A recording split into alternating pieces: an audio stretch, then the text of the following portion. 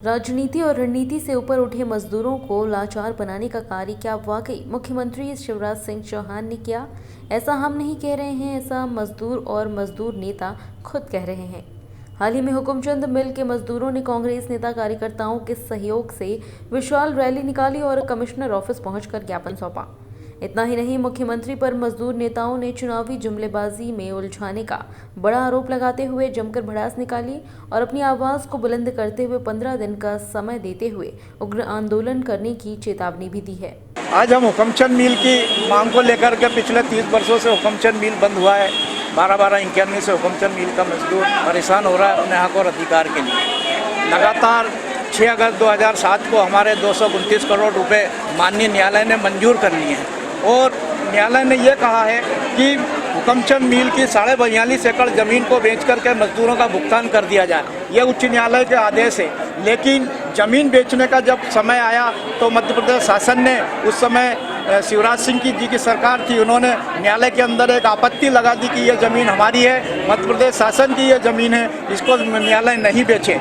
उसके बाद से हम लगातार न्यायालय में भी लड़ते रहे, सरकार से भी हम यह करते रहे कि ज़मीन आपकी है, आप अपने पास में रख लें, लेकिन मजदूरों को उनके हक और अधिकार का पैसा जो न्यायालय ने मंजूर करा है वो पैसा आप अपने सोर्स से बांट दें, क्योंकि हमको 229 करोड़ रुपए लेना थे, उसमें से 170 करोड़ रुपए अभी हमारे बकाया हैं। आज की तारीख में वो 2000 करोड़ रुपए की ज़मीन है, उसमें सरकार का भी फायदा होगा। लेकिन सरकार दोहरी नीति हमारे साथ में अपनाती रही, हमसे ये कहती रही, सड़कों पर ये कहती रही, मीडिया के सामने ये शिवराज जी कहते रहे कि हम मजदूरों के साथ में न्याय करेंगे, उनके जरूर हम हक और अधिकार देंगे। कई बार उन्होंने सार्वजनिक मन से कसमें खाई और यहाँ तक कहा कि मैं कोई माइका लाल नहीं है, हो सकता है जो हुकुमचंद मिल के मजदूरों के साथ न्याय करे, मैंने कर दिया है।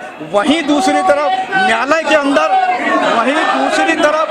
न्यायालय के अंदर वकीलों को खड़ा करके और इस मामले को लटकाते रहे। लगातार इस मामले को लटकाने के बावजूद भी वो आज तक मामला नहीं सुलझ पाया। उसके बाद में नगर निगम बीच में आ जाता है, नगर निगम ये कहता है कि ये हमारी ज़मीन है, फिर नगर निगम और सरकार दो ही मिलकर के हमको परेशान करते हैं। मजदूरों को परेशान किया गया, 5-7 साल हम न्यायालय के अंदर लड़े, कभी नगर निगम कहता था हमारी ज़मीन है, कभी क्या स्टेटस है?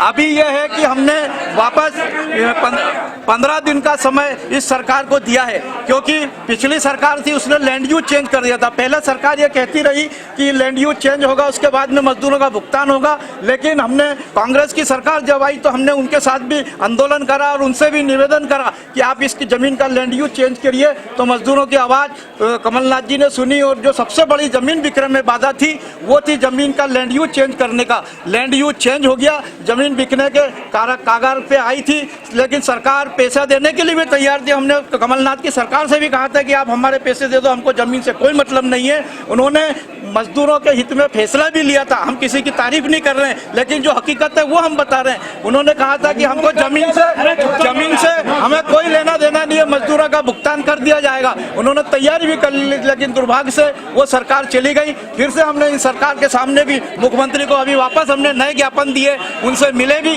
लेकिन उनकी तरफ से कोई प्रतिकार उत्तर नहीं आया। मजबूरन हमको ये आंदोलन करने के लिए मजदूरों को वो मजबूर होना पड़ा, बात होना पड़ा।